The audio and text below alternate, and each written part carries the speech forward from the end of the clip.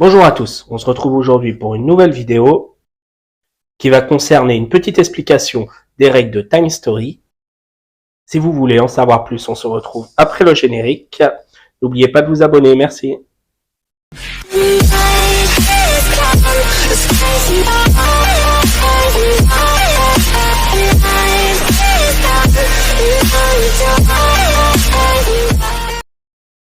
On va commencer par regarder un petit peu la boîte, parce que je la trouve plutôt jolie, sobre, mais vraiment assez, j'aime bien.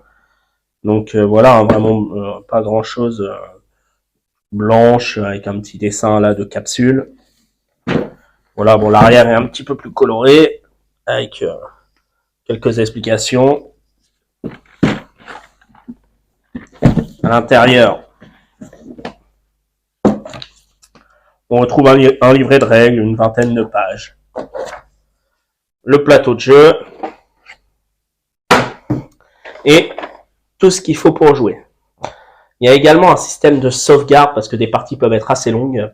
Donc ce qui est bien, c'est que voilà, on peut jouer et puis bon, si c'est un peu trop long, on peut s'arrêter, faire une sorte de sauvegarde, voilà, de partie en rangeant les cartes qu'on a, en mettant où on est. Enfin voilà, il y a tout un petit procédé. On en parlera plus en fin de vidéo.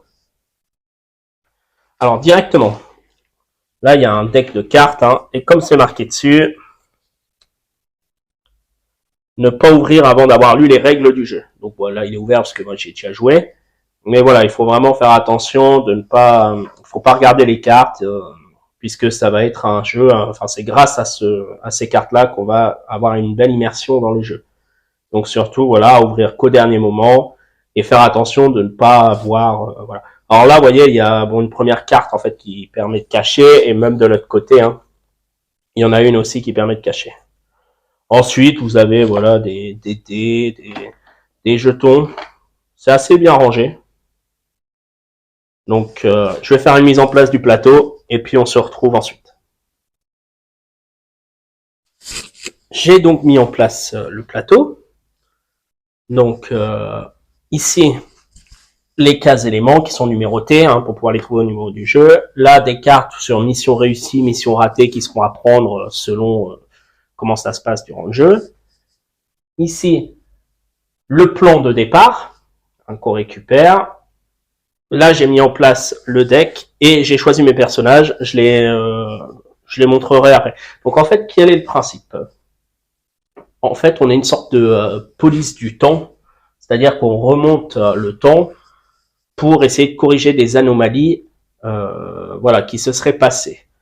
Donc, on va prendre ce qu'on appelle des réceptacles, c'est-à-dire des corps de personnes. Donc ici, on va être dans un asile. Et on va essayer de résoudre des énigmes, voilà, pour réussir à retrouver l'anomalie et corriger cette anomalie. Donc le premier truc à faire, c'est de mettre en place la base. Donc les cartes sont numéro, enfin là voilà, A, B, C, D, E, F, G, H. Donc on prend, donc ça c'est la carte A, et on les met dans l'ordre pour former une fresque. Donc au départ, c'est les cartes briefing, tout simplement la carte mission, quoi.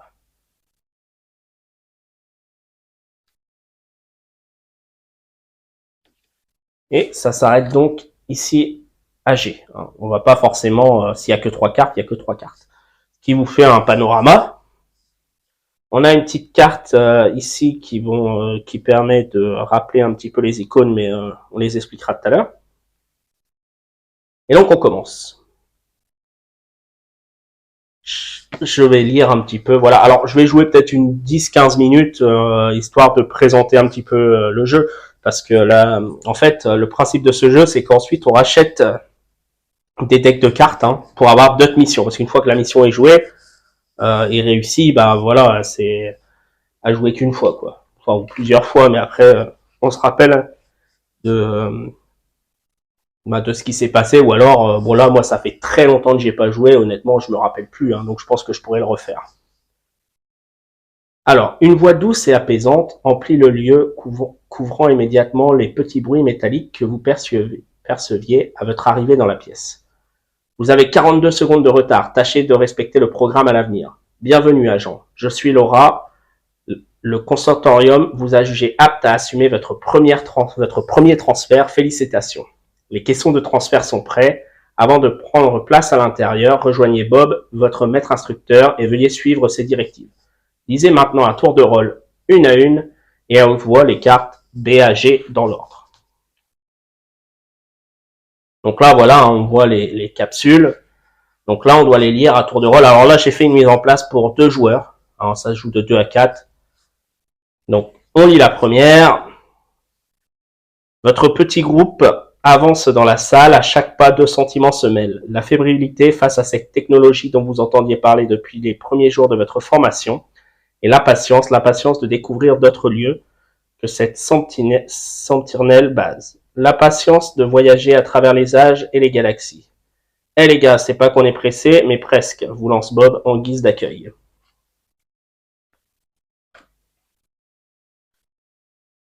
Votre mission, normalement réservée à des agents de classification jaune, émane du consortium. Et votre performance fera office d'examen de fin de cycle. Votre note aura donc un impact sur la suite de votre carrière. Votre mission est d'empêcher la création d'une faille temporelle. Un conseil, réduisez le nombre de passages au strict minimum. Chaque nouveau transfert coûte une blinde et minimise votre réussite. Quand tous ces campins auront fini de jouer avec le temps, ça nous fera des vacances. Allez hop, dans vos caissons, Laura s'occupe du reste. De mon côté, j'ai autre chose à fouetter. J'ai d'autres chats à fouetter.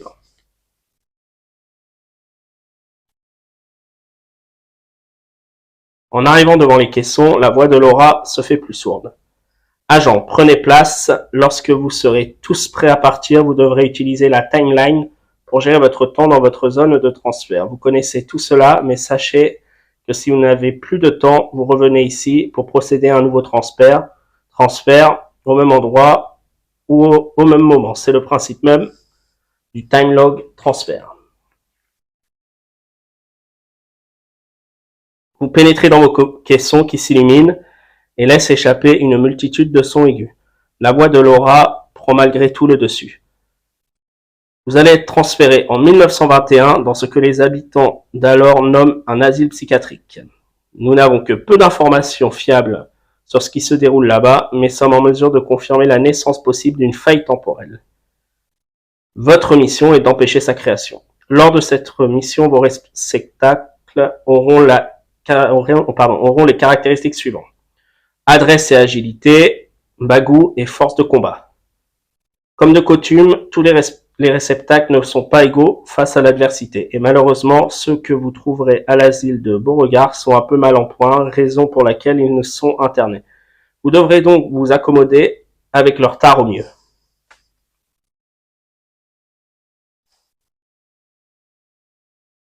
Avant votre transfert, veuillez suivre les instructions ci-dessous.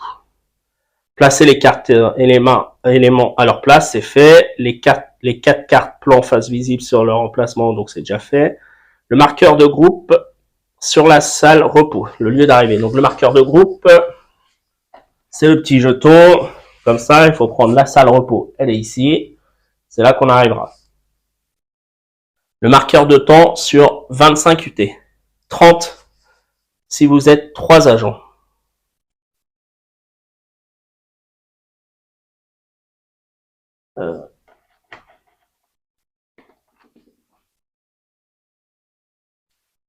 Donc là, la piste de temps, elle est ici. Je mets sur 25. Alors, là, j'ai fait une préparation pour 2 joueurs, mais quand on joue à 2 joueurs, c'est comme si on peut prendre soit 2 réceptacles par joueur, ce qui fait 4, comme une partie à 4 joueurs, ou alors un réceptacle chacun, et puis un troisième qu'on contrôle tous les deux. Là, j'ai fait 2 et 2, donc c'est comme si c'était une partie à 4. Et ensuite, les 5 cartes mission réussies ou ratées, donc je les ai posées ici. La dernière carte. La voix de Laura se noie peu à peu dans le bruit assourdissant des machines alentours. Votre transfert ne va pas tarder, attention, ne ratez pas cette information de haute importance. Selon certaines sources à prendre avec prudence, il semblerait qu'une société secrète se cache à l'intérieur du bâtiment. Si les informations d'avoir lieu pour cela, il faudra absolument localiser un bzz.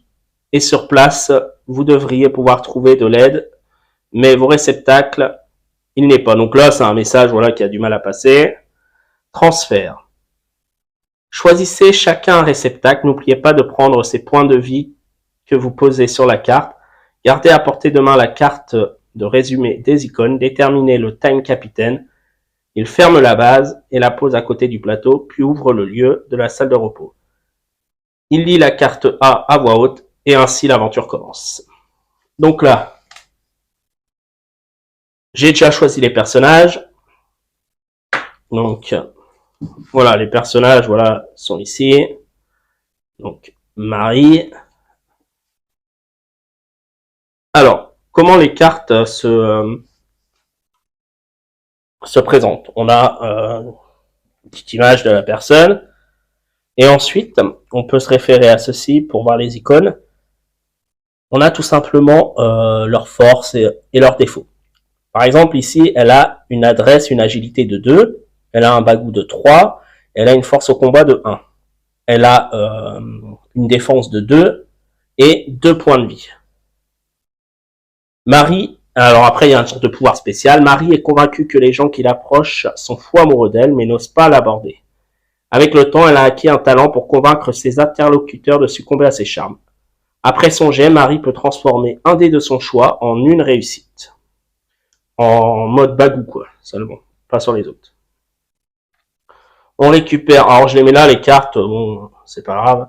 On récupère donc les points de vie, le petit jeton pour marquer que voilà, c'est cette couleur-là. Et ensuite, bah, ainsi de suite, on prend voilà, les personnages. Donc elle a 2 en adresse, 2 en bagou, 2 en force, 2 en résistance, 2 en point de vie. Depuis sa tendre enfance, Edith pense tirer sa vitalité de la chair des autres. Si c'est elle qui achève un ennemi, elle peut regagner un point de vie sans dépasser les 2.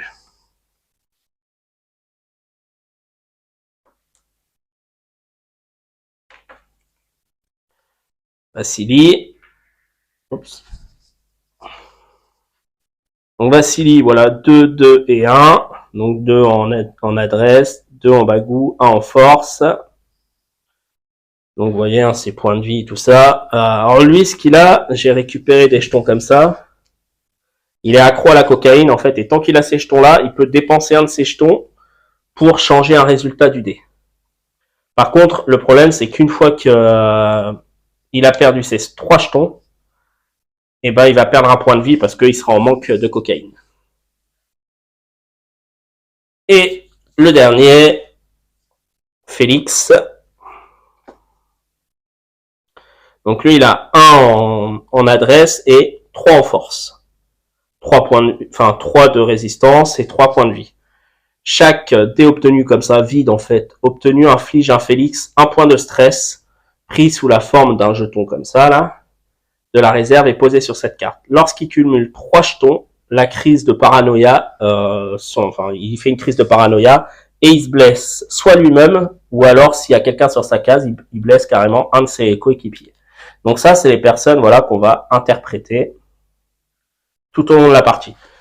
Donc, on a en fait tout simplement on a un gros jeton, un petit jeton. Le petit jeton va aller sur la carte, hein, qui permet de toujours savoir à qui ça correspond.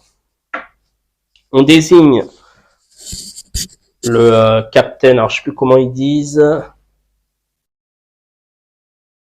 le time capitaine qui changera voilà au fur et à mesure. Et puis on commence la partie. Donc là, on ramasse ces cartes-là. Alors attention de les garder dans le bon ordre. Ça sera toujours plus simple pour les ranger pour voilà une prochaine mission. Il faut essayer aussi de retenir un peu les infos qui ont été dites. Donc il y a une sorte de peut-être de société secrète. Et du coup, on prend la salle de repos, hop, et on met les cartes dans l'ordre.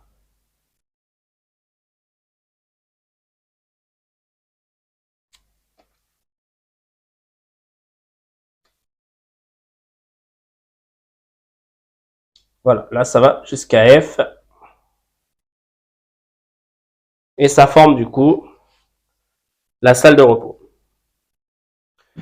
Donc là, la partie commence vraiment. Donc, on a le temps qui est ici. Il faut pas arriver à 0, parce que si on arrive à 0, c'est perdu, quoi. Ou alors si on meurt, alors si un réceptacle meurt, on va mettre son petit jeton sur cette case plus loin. 2, 4, 6, 7. Et à partir du moment quand le jeton temps arrivera ici, il reviendra à la vie. Donc en fait, il meurt pas vraiment, mais il ne peut plus jouer jusqu'à ce que le jeton temps arrive à son niveau. Par contre, si les 4 meurent, là la partie est finie. Hein, si on n'a plus aucun de vivant, voilà. Et on recommence en fait avec des bonus ou des malus selon si on a trouvé des cartes ou pas. Alors, en gros, on va pouvoir dépenser des unités temporelles. Donc c'est ça les unités temporelles. Il faut se mettre d'accord. On peut dépenser une unité pour que chacun d'entre nous fasse une des 3 actions. Soit faire un jet de caractéristiques, soit déplacer son pion, soit ne rien faire. Donc voilà, c'est on choisit en fait est-ce qu'on se déplace ou pas. Alors lorsqu'un lieu est ouvert, par contre les personnages vont choisir sans dépenser pour l'instant d'unité de temps l'endroit où ils vont aller. Ils peuvent être à plusieurs, par exemple, ils peuvent se dire qu'ils peuvent tous aller ici. Ils peuvent se séparer, enfin, ou bien être 2 et 2. Il n'y a pas de nombre, voilà. On peut très bien les mettre comme ça. Ou alors, on peut décider aussi de ne pas agir et de changer de pièce. Admettons, là, je vais regarder par rapport à leurs caractéristiques. Je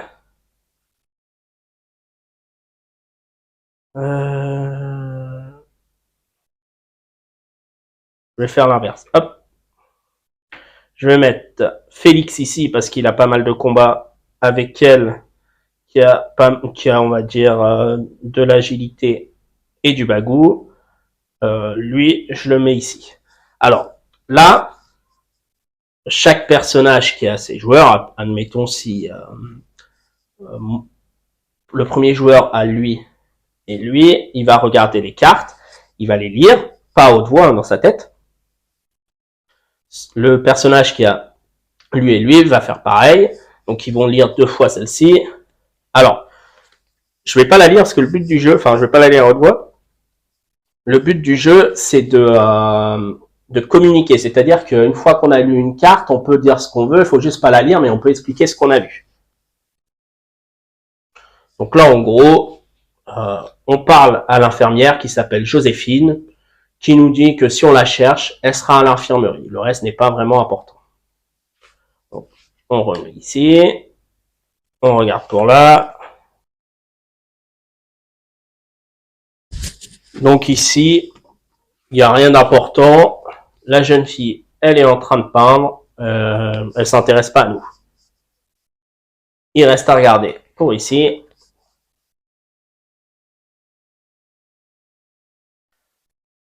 Alors, le personnage parle d'un complot, en gros, et il nous dit de prendre l'élément 24. Il dit qu'on va le sauver.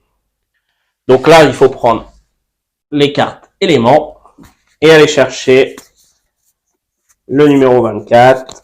Hop.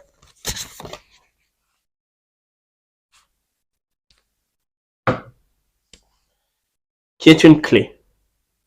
Donc, une clé d'assez bonne facture reçue d'un patient dans la salle de repos. Ok. Donc là, on pourrait se dire, on dépense une unité pour avancer. Donc, c'est ce qu'on va faire. Parce que là, on n'a pas regardé ces deux-là. Donc, ensemble, les joueurs décident, ok, de dépenser une unité de temps. Et ces deux-là vont aller ici. Ces deux-ci, les deux autres vont là. Et directement, hein, dès qu'on arrive sur les cartes, on découvre les cartes, ça ne coûte rien.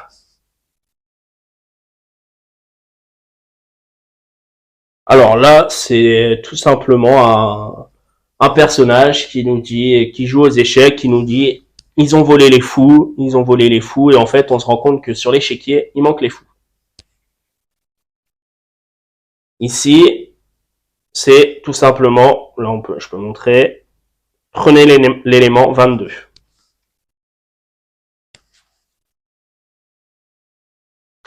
Alors, l'élément 22, c'est ça. Une partie d'un journal. Alors là, ça nous dit, voilà, qu'il y a 5 disparus à l'asile. Hein, ici, les aliénés de Beauregard. Donc, il y a une enquête sur 5 disparus. Donc, peut-être que ça peut nous servir. Donc là, je la mets de côté. Hein. Ok, donc là, on peut se dire, on a vu tout. Donc, ce qu'on va faire, c'est qu'on va changer de pièce.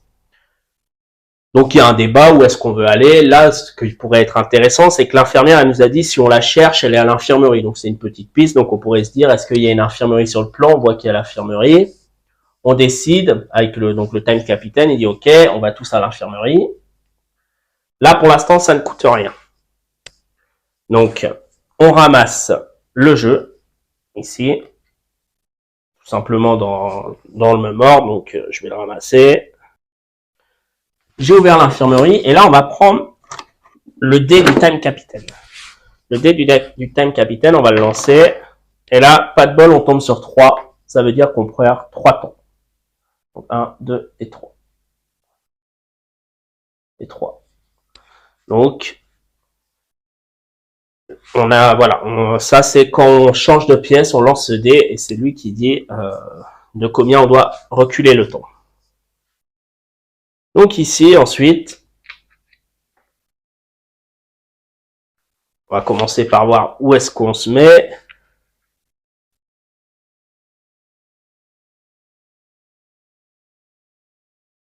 Allez, admettons, là on se dit, on en met un partout. Pour découvrir un peu tout ce qui peut se passer. Et ensuite, on joue dans l'ordre qu'on veut. Hein. Donc, on ouvre les cartes. Hein. Donc là, c'est l'aide-soignante qui nous dit, elle est paniquée, elle nous dit qu'elle peut pas nous parler ici en regardant Joséphine. Donc Joséphine est là. Et elle nous dit de la retrouver au dortoir. Et elle nous donne un jeton en même temps. Donc elle nous dit, vous prenez un jeton, donc on va le récupérer. Donc voilà, je récupère le jeton, je le pose ici. Alors ces jetons, ils peuvent servir à plusieurs choses. Des fois, il y a des pièces qui sont, on va dire, verrouillées. Et il faut avoir ce jeton, enfin le jeton qui a marqué sur la carte pour la déverrouiller, ou bien après pour avancer plus dans l'histoire. Donc on récupère tout ça. Donc là, à retenir, peut-être aller voir au dortoir après. Ici, du coup, c'est Joséphine.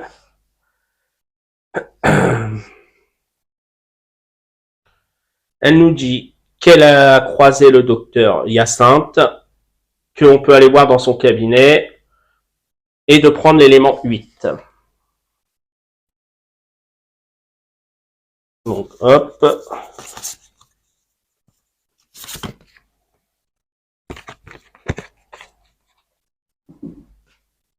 Alors, l'élément 8, c'est ça. Alors, il y a plusieurs choses. Hop, pardon. On vient de découvrir un nouveau lieu. Placez cette carte sur le plan actuel. Donc, à la place, là, le plan est ici. Alors, ça veut dire que même si on perd, parce que si on perd, on recommence. Donc, on va remélanger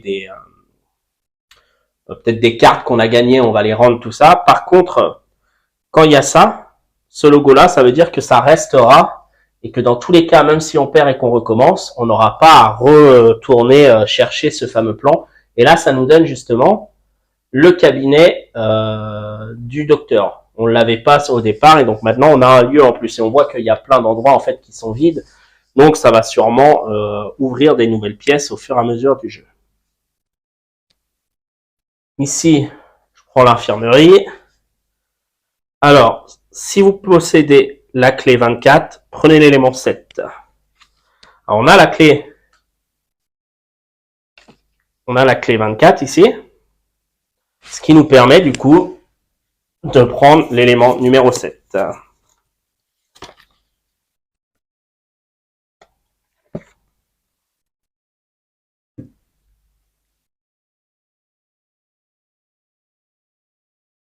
Alors, ça, c'est de la cocaïne. Permet de gagner 3 points de vie. Donc, on prend 3 jetons comme ça. Donc là, c'est Marie qui l'utilise. Elle pourra très bien le donner à Vassili, mais autrement, si eux l'utilisent, ils gagnent un point de vie. Et Vassili peut l'utiliser par rapport à son pouvoir spécial qui est de changer un dé. Et pour l'instant, là, c'est Marie qui l'a. Donc, on met ça à côté de Marie. Et il me reste ici à voir. Alors, je vais regarder. Donc en gros, on engage la conversation avec l'infirmier. S'il n'y a aucune femme sur la case, la conversation, elle s'arrête. S'il y a une femme, on retourne la carte. Là, il n'y a aucune femme, donc la conversation s'arrête. Et voilà. Là, tout a été dévoilé. On peut très bien dire, est-ce qu'on met une femme ici pour voir ce qui va se passer, ou alors, tous ensemble, ils se disent, allez, non, on ira plutôt voir au dortoir. Donc, on va ramasser le jeu, ouvrir le dortoir. Donc là, ils ont choisi de partir au dortoir. Ils vont lancer le dé de, hop, 1 et 2. Et chacun va se placer. Alors, vous voyez là, sur les cartes, il y a des jetons. Donc, par exemple, là, je peux pas y aller puisque j'ai pas ce jeton. Mais là, on va y aller. Avec, voilà, admettons ici.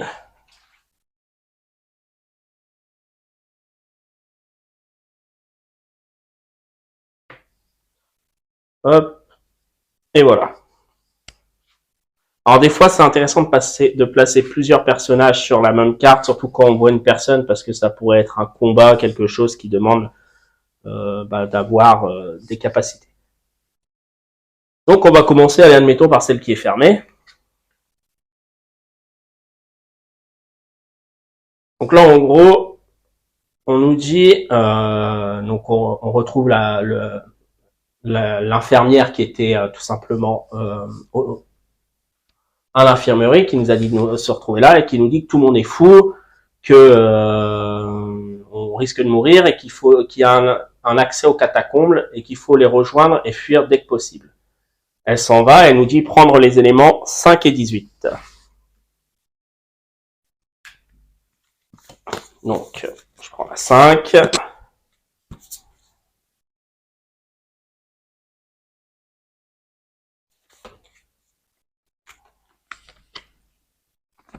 Et le 18. Donc, le 18, bah, c'est tout simplement une carte. Voilà, donc pareil, hein, il y a ça, donc ça restera aussi. Et qui va, justement, qui nous emmène sur les catacombes. C'est là. Donc, ça, on complète. Et on reçoit une carte ici. Une lettre. C'est la lettre qu'elle a trouvée. Donc, c'est une lettre du docteur Hyacinthe qui dit qu'il a trouvé 5 patients qui permettraient de réussir leur projet et qu'il faudrait les faire sortir par les catacombes. Donc on a entré les catacombes. Et là c'est intéressant puisque tout à l'heure on a trouvé ça qui dit qu'il y a 5 patients qui auraient disparu. Donc est-ce que ça serait un enlèvement? Est-ce qu'ils se sont échappés? Enfin voilà, à voir, c'est une piste à suivre. Ici. Ok, ça nous dit en gros que par la fenêtre, il y a une sorte de bestiole, il y a une verrière, et puis il y aurait comme une bestiole qui ressemblerait à un monstre, enfin voilà. Donc, pour l'instant, on n'en sait pas plus. Et ici, alors là, c'est un homme qui est attaché, et donc il y a une épreuve pour le libérer. Donc là, je vous montre la carte. Si on le libère, ça nous permet de révéler immédiatement cette carte-là. Donc, pour réussir, il y a 2 boucliers. Donc, on place les boucliers comme ils sont. Alors, sur les boucliers, en fait, il y a différentes choses. Il y a une face avec des têtes de mort, une face neutre. Donc les faces neutres en fait ne font pas grand chose. Les faces avec les têtes de mort, s'il en reste, ça peut nous enlever des points de vie. Après il y a des boucliers spécifiques. S'il reste des boucliers comme ça, c'est directement un point de vie enlevé. Si il y a des boucliers comme ça, c'est du temps d'enlever. Enfin voilà, il y a plusieurs types de boucliers. Hein. Donc là, ça nous dit ok. Il faut réussir. Donc là, elle a, c'est qui? C'est le bleu. Il a 2 et la verte, il a 1. Donc on va essayer.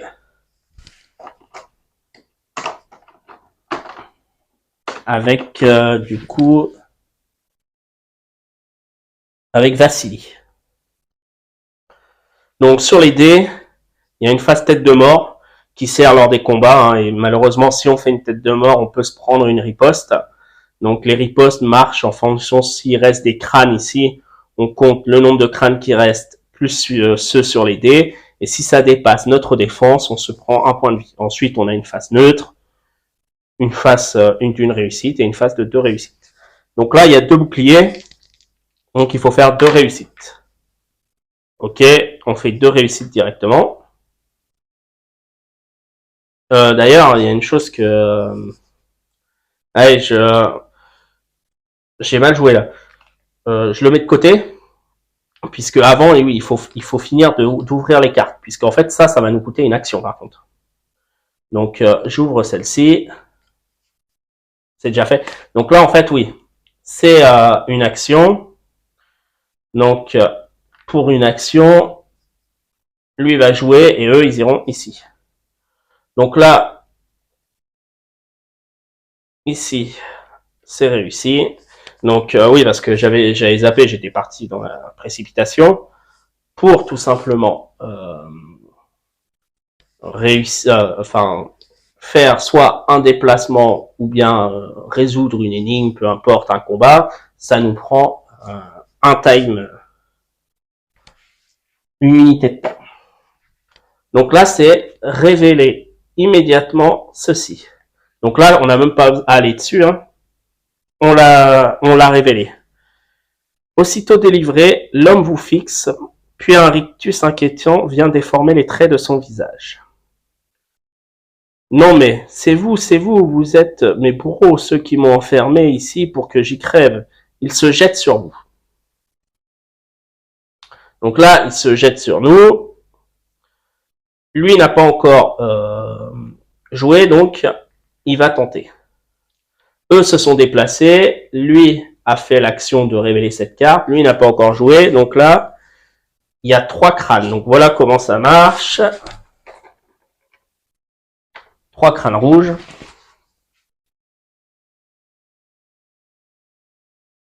Alors pourquoi il y a 3 crânes? Parce que en fait, on va toujours de gauche à droite et on pourrait très bien avoir ici, par exemple, un bouclier blanc, ici des crânes et puis ici des boucliers spéciaux, et on doit toujours aller de gauche à droite, c'est-à-dire qu'on commence par enlever cela et ainsi de suite.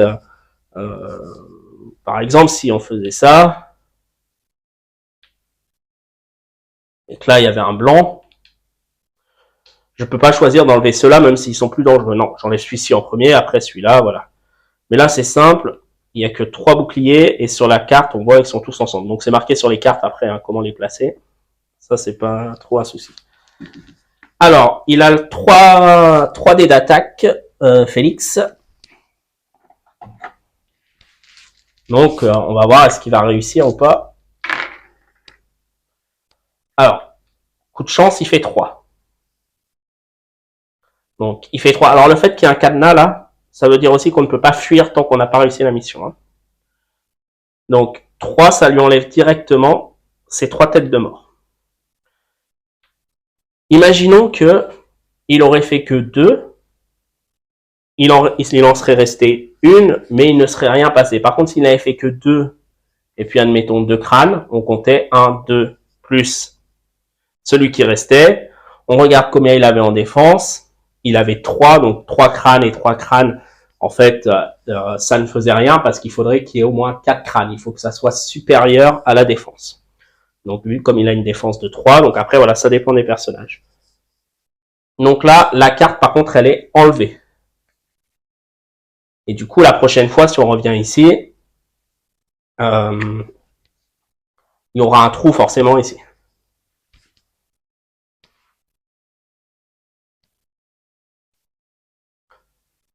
Là, voilà, on pourrait très bien se dire, on va autre part, est-ce qu'on va tout de suite aux catacombes, peu importe. Donc, tous ensemble, ils choisissent de partir. Donc, ils vont ranger encore les cartes. Alors, il y a une chose que j'ai oublié de faire là et même avant, c'est de lire cette carte-là. C'est vrai que comme moi, je le connais un peu le jeu, j'étais un peu vite, mais voilà, il faut tout le temps commencer par lire cette carte-là. Après quelques minutes dans les couloirs de l'asile, vous arrivez dans le dortoir. C'est une grande pièce bordée par les 2 allées de lits. À cette heure de la journée, ce quelques lits sont occupés par des patients amorphes qui, entre quelques phrases sans queue ni tête, laissent échapper de discrets ronflements. À gauche, un malade vous interpelle depuis son lit. Au fond de la pièce, les casiers accueillent des effets personnels des malades. À droite, à travers la fenêtre, vous apercevez le grand parc. Donc voilà, ça c'est vrai que c'est la carte, il faut toujours la lire en premier. Voilà. Donc là, on range tout.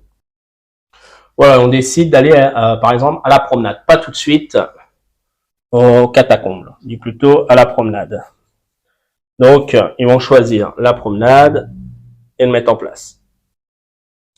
Donc, tout le monde est parti. On va à la promenade, on lance le dé. On revient de 2, 1 et 2. Donc, le premier truc à faire, voilà, c'est de lire. Un peu d'air frais, malgré un soleil éclatant, le vent vous cingle le visage et le froid vous glace les os. La cour est entourée par des murs suffisamment hauts pour écarter de votre esprit toute idée d'évasion. Sur votre gauche, sur un petit carré de pelouse spécialement aménagé, 3 personnes semblent avoir terminé une partie de croquet. Au fond, un grand portail gardé par 2 surveillants laisse entrevoir le parc et ses allées bordées d'arbres. Et sur votre droite, près d'un mur, un patient en smoking tourne sur lui-même et improvise une petite chorégraphie. Ok, donc là on a celui qui fait la chorégraphie, les gardes et les 3 là. Et les autres, on ne peut pas y accéder.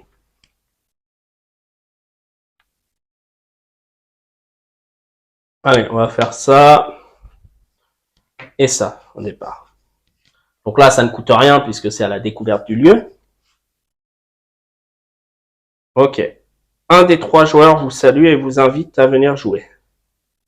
Si on veut faire une partie, et on peut révéler directement cette carte-là.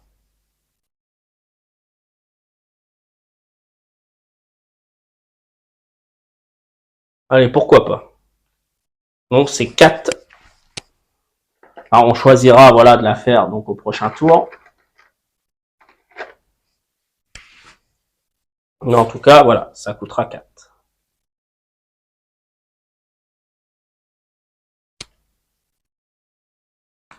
Ici, à votre approche, donc là, il danse et en fait, si on avait l'élément 4, on pourrait directement ouvrir ça, mais on ne l'a pas. Donc, on va décider, on n'est pas obligé de le faire, hein, là il n'y a pas de cadenas, donc, mais on va la faire cette partie. Eux vont se déplacer ici.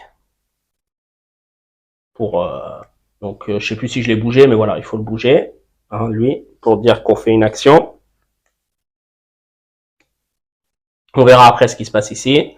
Donc eux se sont déplacés et là ils vont commencer à essayer de les battre au cricket. Donc Vassil, il va commencer, il a 2 en agilité. Ok, il va utiliser une dose de cocaïne pour c'est pour lancer autant de dés supplémentaires. J'ai mal lu. Oui, c'est pas grave, je vais recommencer comme c'est, voilà. J'avais mal lu, je croyais que c'était pour changer un résultat. Non, c'est pour lancer un dé supplémentaire. Donc là, j'en défausse un, j'en ai 3. Et comme ça, je prends un dé supplémentaire avec Vassil. Et je fais 3. Je fais un crâne. Mais ça change rien puisque là, c'est pas une attaque. Ok. Et avec Marie, elle a 2 dés. On va essayer de finir. Elle fait 2. Donc c'est bon. Passez l'épreuve pour révéler immédiatement cette carte-là. Vous écrasez vos adversaires qui ne semblent pas trop apprécier. L'un d'eux envoie son maillet en pleine tête de son voisin. En quelques secondes, tout cela dégénère en bagarre. Prenez l'élément 20. Donc on récupère l'élément 20.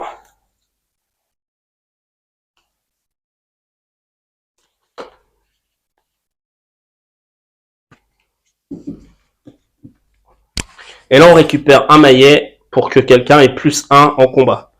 Donc là, ils sont sur la même case. Je vais le donner à elle pour qu'elle ait 2 en combat, puisqu'elle a que 1, donc c'est à Marie. Donc ça lui permet d'augmenter de plus 1 son attaque. Et ici, on va révéler la carte.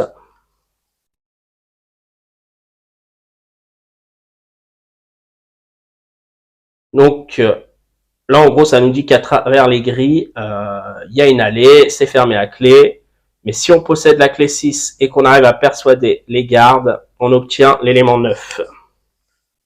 Sauf que on n'a pas la clé 6. Donc, on ne peut pas y arriver. Donc voilà, je vais m'arrêter là. Vous avez vu un peu les combats. Alors, voilà ce que je disais, par exemple, si sur des combats, on se retrouve à voir ça, par exemple, hop.